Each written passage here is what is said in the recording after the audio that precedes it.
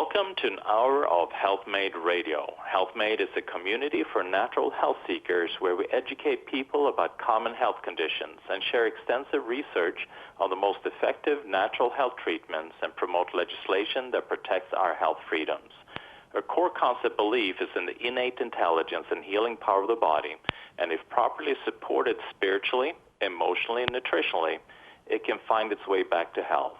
Healthmate Radio will bring information from integrative health experts throughout the world. Health is what you make it.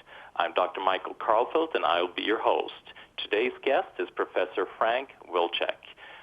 Frank Wilczek is a theoretical physicist, author, and intellectual adventurer. He has received many prizes for his work, including a Nobel Prize in Physics. Frank has made seminal contributions to fundamental particle physics, cosmology, and the physics of materials. His current theoretical research includes work on axions, anyons, and time crystals. These are concepts in physics which he named and pioneered. Each has become a major focus of research worldwide. In recent years, Frank has become fascinated with prospects for expanding perception, especially color perception, through technology. He is developing hardware and software tools for this. Frank has authored several well-known books and writes a monthly Wilczek's Universe feature for the Wall Street Journal. His latest book, Fundamentals, 10 Keys to Reality, distills the most profound and mind-expanding insights of modern science and explores its implications for questions that are usually considered philosophical or even theological. Early reviews has been enthusiastic, including this from New York Times. Whether or not you're accustomed reading physics for pleasure, the Nobel laureate Frank Wilczek's Fundamentals might be the perfect book for the winter of this plague year. Wilczek writes with breathtaking economy and clarity, and his pleasure in his subject is palpable. Wilczek received a Bachelor's of Science at the University of Chicago in 1970 and a PhD in Physics at Princeton University in 1974.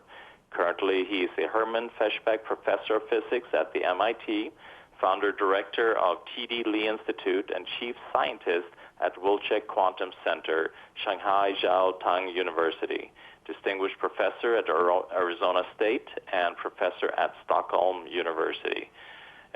Professor Wilczek, it's truly an honor to have you on the show, and it was such a pleasure reading your book. And I love physics. I may not be the most stout in the subject, which makes me kind of a perfect test case, see if I can understand what you're reading. And it was fascinating. It was really fascinating. I'm curious. Well, thank you very much. Thank you very much for this opportunity. Well, it's truly a pleasure. And I'm curious, what brought you to write this book? I mean, what was the driving factor for you? Well, it's really conversations with my friends initially. I have many friends who are not physicists, who are maybe lawyers, doctors, teachers, and they're very curious about what's going on at the frontiers of our fundamental understanding of the world, but not necessarily knowledgeable. So they're very intelligent. They have a lot of intelligence, but not necessarily knowledge.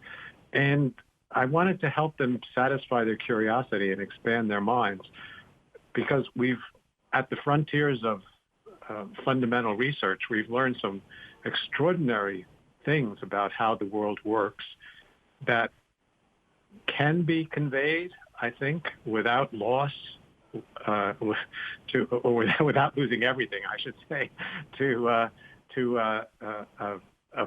receptive but not necessarily highly trained mind, and that can really benefit people, widen their experience of the world.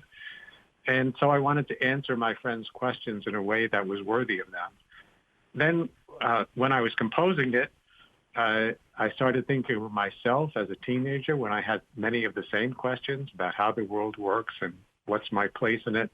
And I started to write it also for myself as a teenager, to try to say that this is what I found out after decades of investigation. And then finally, when I was just finishing the book, my grandson was born, and it was fascinating to watch him come to terms with reality. So do little experiments, like a scientist dropping things over and over again. And it made me think about how we first come to grips with reality, and then how we should rethink the things that we learned as babies when we can use better instruments, have more critical minds, and can take advantage of the decades and centuries, really, of very sophisticated investigation by many of the world's finest minds to figure out what the nature of reality is. And it's not the same thing as we teach ourselves as babies. No, exactly. And what I love with what you wrote, and what I love with physics, and I mean biology is the same, but where you it's like a glimpse into the beauty of the creation of God. I mean, you get to see the structure, the order, and the beauty of all of that working together. To me, this is really a revelation of what God is, because God reveals him or her or itself through their works, and there's no, how should I say this, that and we learn a lot of surprising things when we come to terms with those works. Yeah, and I know in your book, they're magnificent. It's not disappointing. No, God is not disappointing if you think about the world as revealing God. Yeah, I couldn't agree more. I mean, it's such when you get to be at the forefront like you are. I can't even imagine when you see the kind of universe. I wouldn't say evolving, kind of showing itself to you as you are exploring these new theories and kind of looking at how all these forces interact with each other, and the particles and light, and how they all mass as waves and energy, and how all of this shifts back and forth. I mean, that just must be incredible. And there's just so much abundance. The world is enormously large. I think that's become very widespread knowledge that the universe is really big, although it takes a lot of imagination to really come to grips with just how big. But also, we're big in the sense that we're composed of many, many units, each of which has a reasonable amount of complexity. And so, although the universe is much bigger than a human body, it doesn't mean that a human body is small in terms of the amount of meaning or the amount of complexity it can support. And this repeats itself, that story repeats itself also in time, not only in space. The universe is much older than a human lifespan, but a human has time for many, many complex thoughts and experiences. So one thing that came home to me in writing this book and sort of synthesizing what I've learned and what all of us have learned who study fundamentals is just the abundance of the universe. Yeah. Whether you look big or look small or look for long times or look for short times, there's just an inexhaustible wealth. Yeah, and it's recognizing that we have all this at our grasp, but it all exists, and like you're saying, time, that it's with a huge amount of time, and we have space, and then talking about the complexity within ourselves. I mean, I know in your book you were talking about the amount of atoms that we have within ourselves is much more than the stars throughout the whole universe. It's up there. Yeah. And of course, the poets speak of the starry sky as being having a vast population of stars, but the sky that is revealed to our eyes only has a few thousand stars. The universe, the galaxy has many, many more stars, and there are many, many galaxies. So the world we can construct with our imagination, built on what we observe, far outstrips what we can actually observe. Yeah. And I think that's a marvelous thing. And also the best scientific instrument we have is our minds, really. Yeah, exactly. And then looking at then the complexity of interactions between all these components, but then in your book you're talking, even though there's all this complexity taking place, the number of laws and kind of building materials are pretty simplistic. I mean, it aren't that many that you have to worry about. There aren't that many. I compare it to a modern computer. A modern computer has only a certain number of operations it can perform, each one very simple, but it has so many processing units and they act so fast that if they're orchestrated correctly, they can do all kinds of marvelous tricks. And our brains, our minds work that way, or the physical world, I should say, more generally, works that way. We have now discovered that there are only a few kinds of building blocks, a few kinds of laws that describe their behavior completely, but because they exist in so many copies, and because the laws can interact with each other to make complicated patterns, there's enormous richness and complexity that can be built from fundamentally simple units. So it's kind of like our DNA. You have 4 units, and with that, the complexity that creates and the functions that it creates. DNA is another great example. Yes, that's right. So it's a theme that's become very, very powerful, especially in recent decades. That you can build up enormous amounts of complexity from simple rules acting in simple ways, but on a large scale. Yeah. Well, we're going to take a quick break. You're listening to Healthmate Radio. I'm Dr. Michael Karlfeldt. I'm here with Professor Wilczek, and we are talking about the beauty of reality. Talking about the fundamentals, the 10 keys to reality. We'll be right back. Welcome back to Healthmate Radio. I'm Dr. Michael Karlfeldt. I'm here with Professor Wilczek. He is the author of his latest book, Fundamentals, 10 Keys to Reality. Professor Wilczek, I'm curious, you've numbered 10 keys. I mean, how did you distill the whole universe into 10 keys? I mean, that to me, that was impressive. That was really impressive. I started with the goal of producing 10 keys, inspired partially by the 10 Commandments, but also by, at a less exalted level, in the Dummies books and many other kinds of self-help books. There are lists of 10 at the end that kind of encapsulate the lessons that you should sort of encapsulate the whole, and that by knowing what the lessons are, it helped me give a structure to the whole thing, and also I think will be very useful to readers that have kind of 10 take-home messages that they can keep coming back to and use them as tools to recall the richness of the support structure.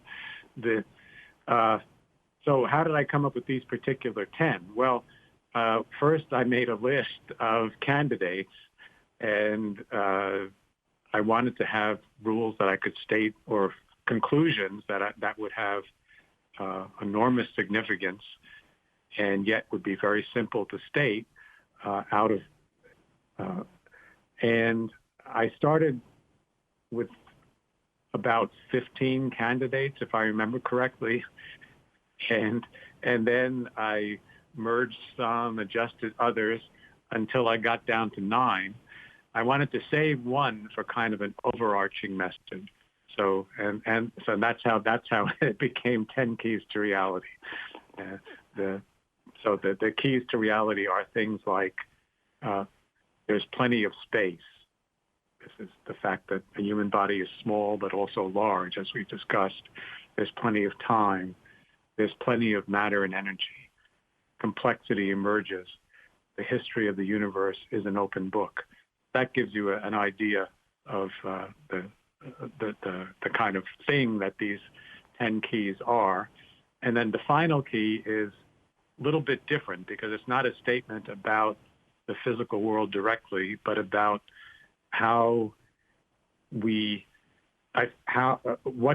what the fundamental understanding reveals about how we should think, so to speak, and even maybe a little bit about how we should act. It's called complementarity is mind expanding.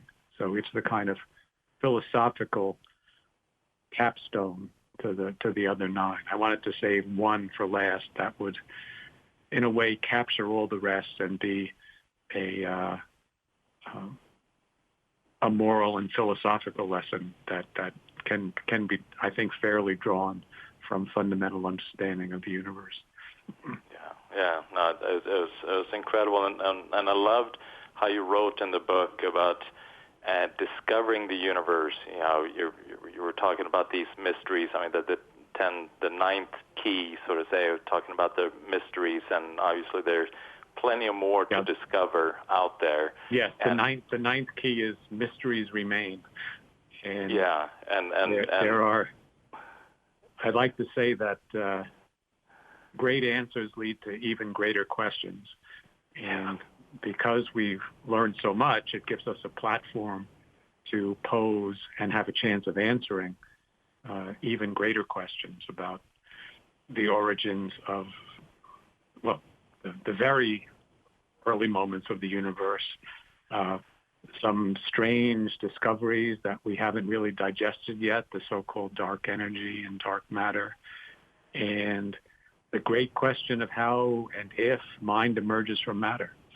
There are still very basic questions about the nature of reality that we're just now acquiring the tools to be able to answer, I think.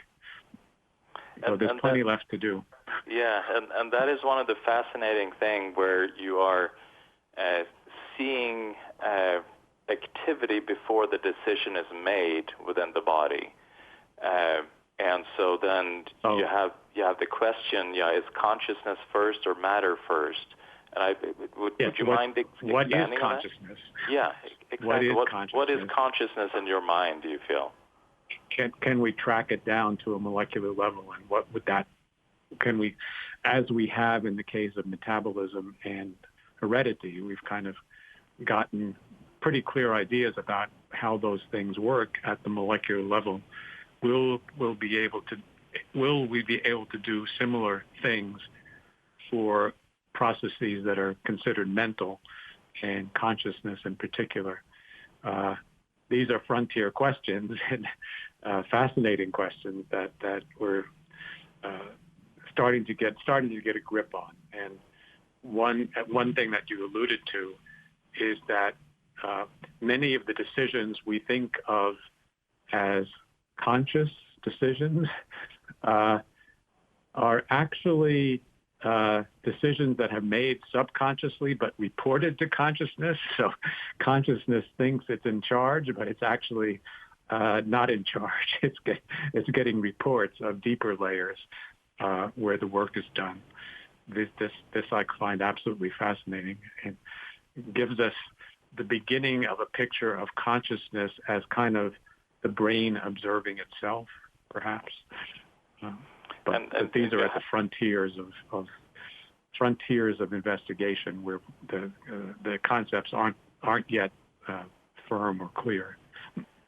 Yeah, because you're looking upon the brain, secrete these neurotransmitters, this chemical signaling, the electrical signaling, but then there has to be then something behind that is driving that process, and it's then kind of finding that, and that is what, in my mind, creates order between, within the material world, but then to be able to point at that. I mean, have you been able to start to be able to point at that in some fashion? I know you're involved in creating. Well, most of my work has been more in the domain of what you'd call theoretical physics, as opposed to this is at the very edges of physics, where you're trying to relate mind to matter. But this is the direction that some of my recent work has been taking. And at present, I would say I'm still struggling to find the right concepts, but I'm making progress. The question is, okay, just roughly speaking, we have the equations, we know how matter works, and we have a working hypothesis. This is what the great biologist Francis Crick, co-discoverer of DNA, called the astonishing hypothesis, that mind emerges from matter, that there's a physical basis of everything that we call mind, that it's really the work of brains. But to nail down the particulars of that is clearly not an accomplished task. And we now, I think, have the equations that tell us how matter behaves, and it's a question of finding within those equations constellations of patterns, constellations of behaviors that we could identify as individuals with consciousness and in the thinking minds. And I think that's a great frontier of science that is certainly not yet conquered. It's a wild frontier, but it's one where a lot of the action is, and one that I'm very interested in. Yeah, because it's fascinating. Just like you're talking in your book about creating systems, and and within those systems, you can then start to understand how reality evolves and how consciousness may exist if you understand these patterns. So it almost it's very important. It's a very important concept that there are levels of description. If you tried to describe everything in terms of the most fundamental units, in terms of quarks and gluons and electrons and photons, you would run out of explanatory power very quickly, because there are just too many of those things, and the equations are too difficult to solve. What you do is form intermediate concepts, things like pressure and temperature and molecules and cells. You form, and this is a creative activity, finding the intermediate concepts that are appropriate to describe phenomena. So they're, in some sense, they're an approximation to the basic equations, but they're very good approximations and much easier to work with. And the challenge of doing that in a way that would fully do justice to our experience is very much an unfinished task.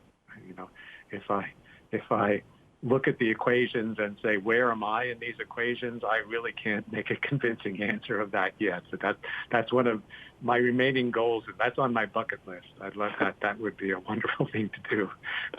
Well, it almost seems like you're saying we need to develop these relationships, like with the GPS system that you're talking about in your book. Is that one point isolated doesn't really make sense, but when you bring it in relationship to other things, then all of a sudden it becomes something. That's certainly a big part of it, is you have to be able to map concepts into meaningful patterns. But this sort of thing, on pieces of this, I think, or models for this sort of thing, can be seen in the past. In the 19th century, the mathematician George Boole introduced something called symbolic logic, which is kind of an algebra of thought, where you can manipulate concepts as if they were numbers and equations. And now, of course, with computers, we're very familiar with that.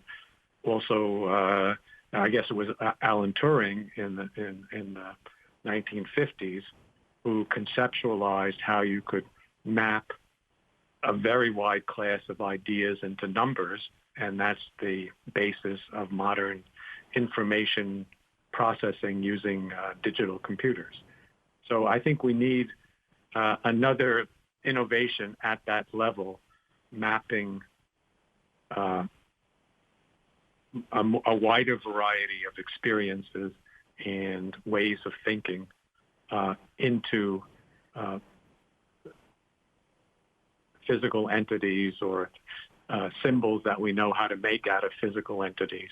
Then we would understand how mind emerges from matter at a deeper level. Yeah, and then yet bring it into these, like you're saying, these simplistic laws that aren't that many. Like if you look upon religious laws, you say God is love, and that is kind of a basic fundamental religious belief. So it's very simplistic.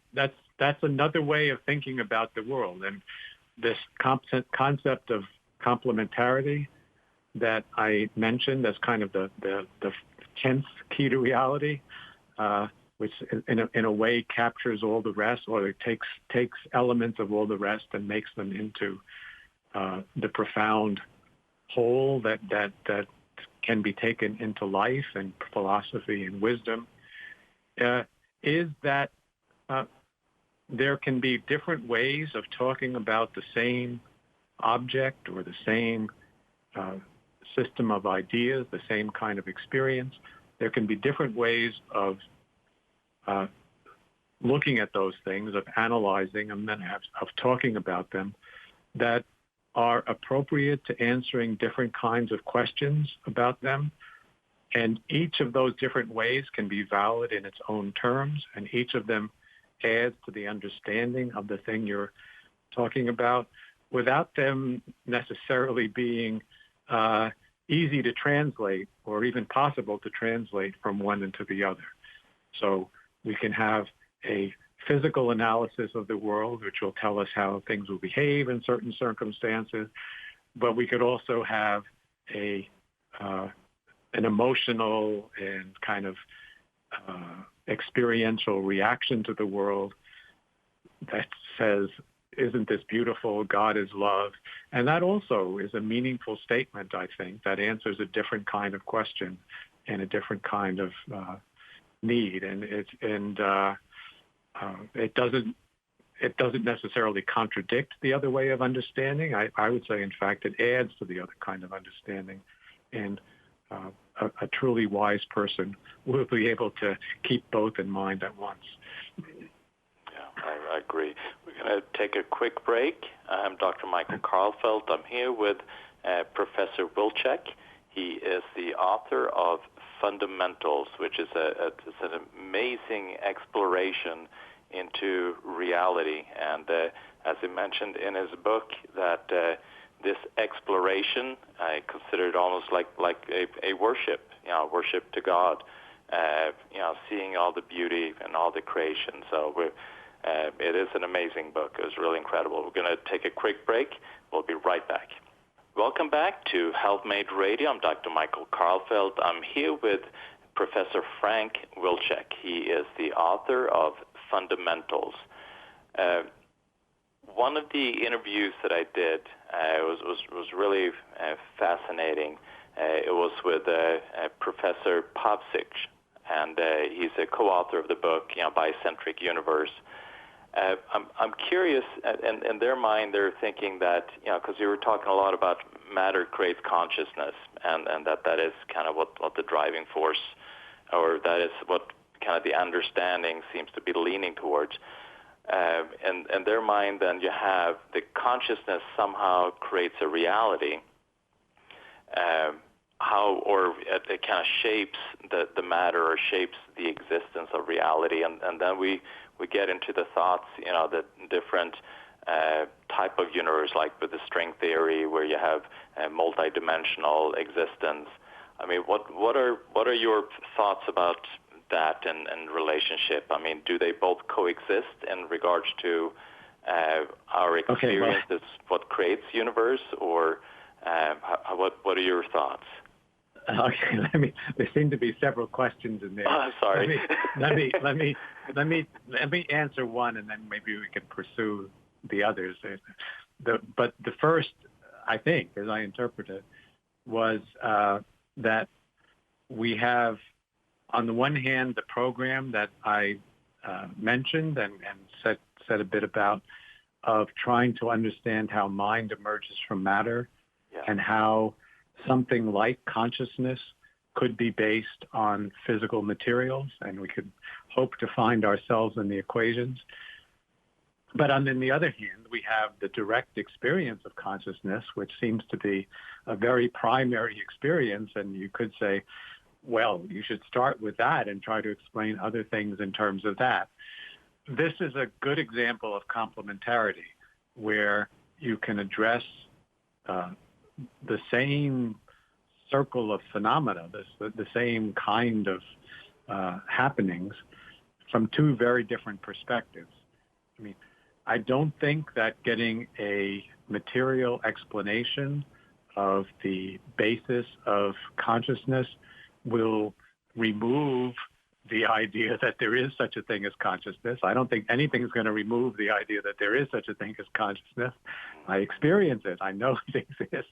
But it will be another way of understanding what's going on in our heads, and consciousness is another way of organizing what's going on in our heads, another way that may be very useful in understanding how other people are behaving, what their actions are going to be in the future, how I should relate to them. Whereas thinking about them as molecular constructions may not be so helpful in that regard. On the other hand, if you want to design drugs, if you want to understand how different mind-altering substances work and exactly what they do to consciousness, what are these other states of consciousness, a more physical approach may be appropriate.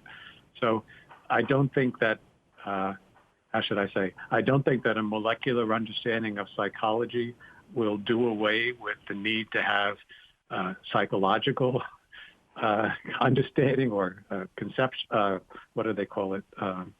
cognitive understanding of psychology. These will be different complementary ways of talking about the same things that are different that are useful for answering different kinds of questions. I love that. Yeah, and it's almost to me like, as we are trying to understand these type of concepts or this understanding of the universe, it's just like what we're doing with trying to understand matter in itself, where we are starting with atoms and molecules, atoms, and we kind of go deeper and deeper, and we're eliminating all these physical possibilities that is in creating to find what is the core aspect of substance. And as we are, you're finding more and more particles and deeper energies and how they all work together, so to say. That's right. But as we do that, as we drill down and find simpler and simpler basic particles out of which other things are built up, that does not abolish chemistry. It doesn't mean it doesn't mean chemistry is still not a valid way of thinking about things in terms of atoms and molecules. And in fact, it's a much more convenient way if you want to talk about complicated situations and how chemical reactions and biological reactions work. It's not very useful to talk about quarks and gluons, but it's good to know that there's a deeper level and very satisfying that in principle we could work up, but in practice we use all these intermediate concepts. And I think it's similar in psychology. In principle, we would hope to understand how it emerges from molecules and atoms and ultimately quarks and gluons and their interactions. But in practice, we would still want to use psychological concepts to understand other people and ourselves. Yeah, it's just like we were talking about that. These systems, understanding these systems, how important that is, versus just talking about quarks and then you get lost. I mean, you need to kind of put them in relationship to each other. Yes. Yeah, and I'm also, I mean, obviously you've seen this whole scientific revolution, mathematics and physics and biology and so forth. I mean, do you feel with everything that we are learning, obviously there's a huge amount of pros, the more you understand and the more you can, it kind of gives you a certain amount of ability, power to manipulate this and to create benefits for humanity.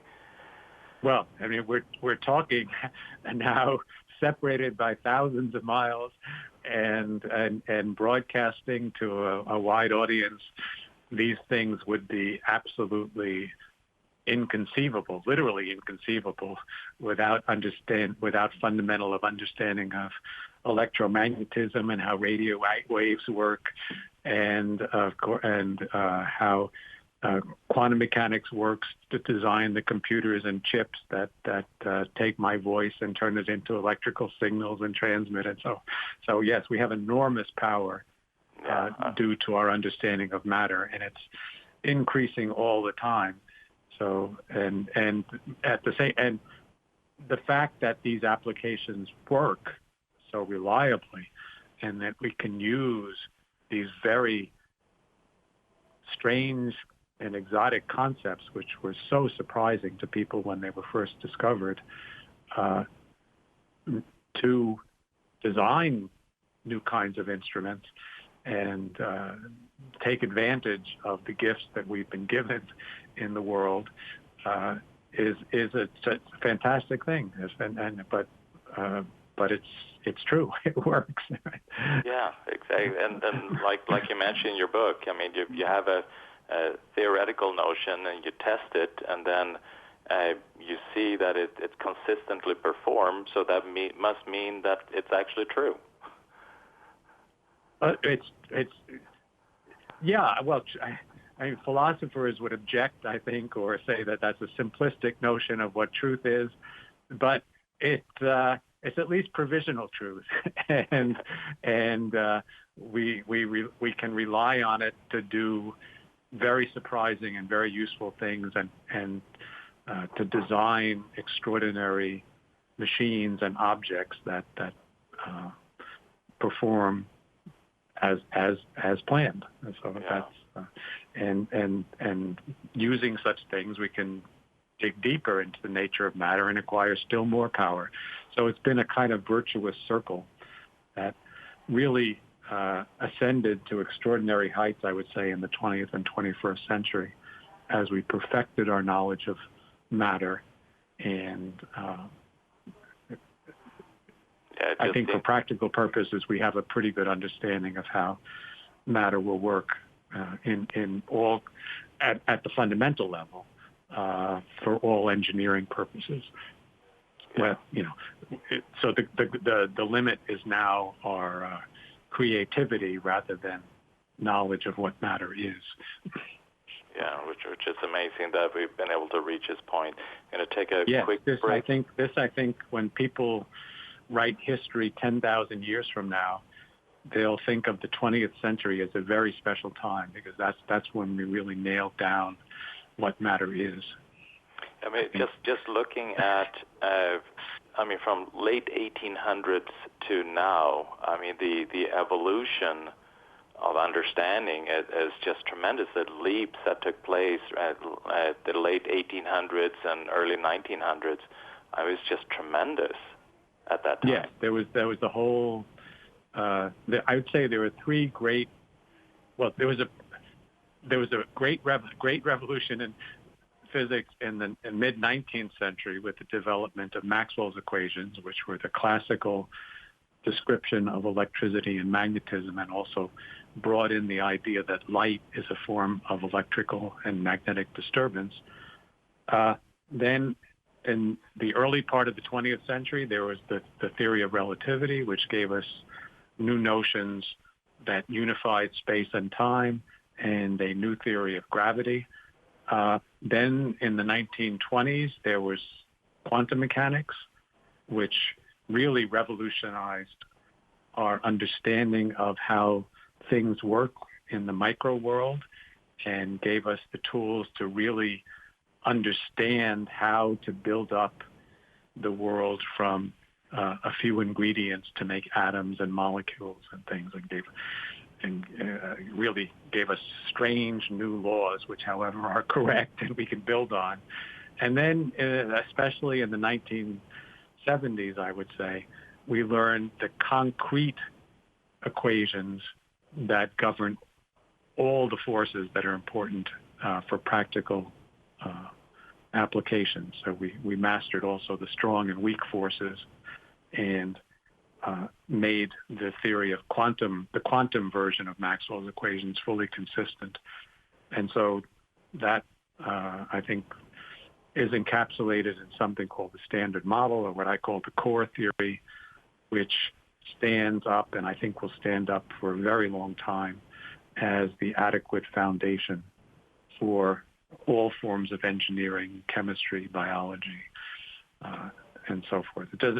That doesn't mean we won't find other useful emergent concepts to build up intermediate structures and more convenient descriptions of the consequences of these equations. But I'd be very surprised if the equations themselves change significantly. It's amazing to live in such a time. We're going to take a quick break. You're listening to Healthmate Radio. I'm here with Professor Wilczek. He is the author of Fundamentals, 10 Keys to Reality. It's an amazing look into the functions of the universe. We'll be right back. Welcome back to Healthmate Radio. I'm Dr. Michael Karlfeldt. I'm here with Professor Frank Wilczek. He is the author of an incredible book, Fundamentals, 10 Keys to Reality. Professor Wilczek, so one of the things I'm curious about, you have this artificial intelligence, you have genetic enhancements, and you have all these amazing things that are coming forth. Do you feel that these are all good things, or do you feel there are some concerns within these areas that's taking place? Well, to quote Spider-Man, with great power comes great responsibility. I think we're acquiring more and more power over our environment, but the power can be abused too, or could get out of control. So we have a great responsibility too.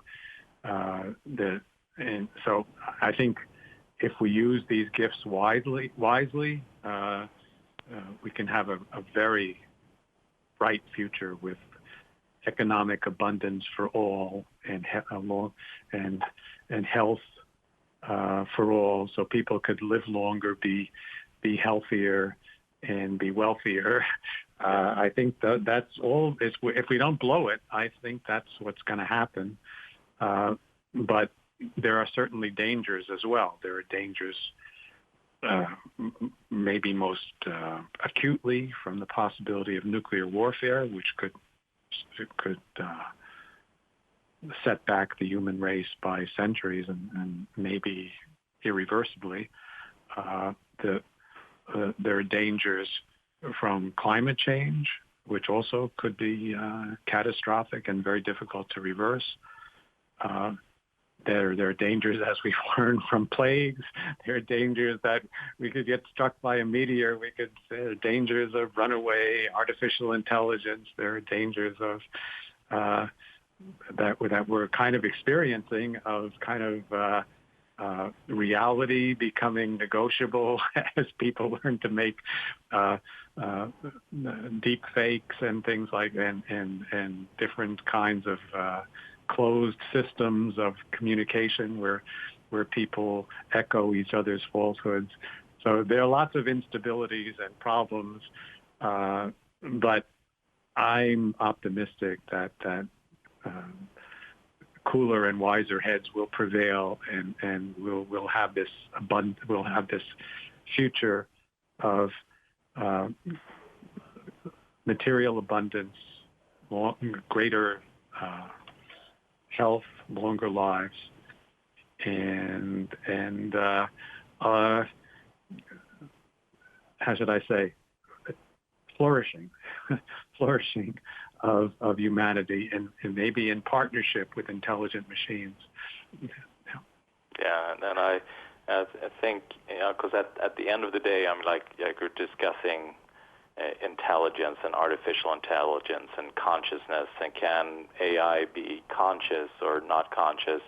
So at the end of the day, there has to be, even though these systems appear, these genetic enhancements, these artificial intelligence, we still have that, what I believe the God factor that exists, and somehow that drives us in a direction towards greater good, to greater expansion, to being able to be of better service, and so forth. And so I hope you're right, and I hope you're right, and I share your optimism. I think, yeah.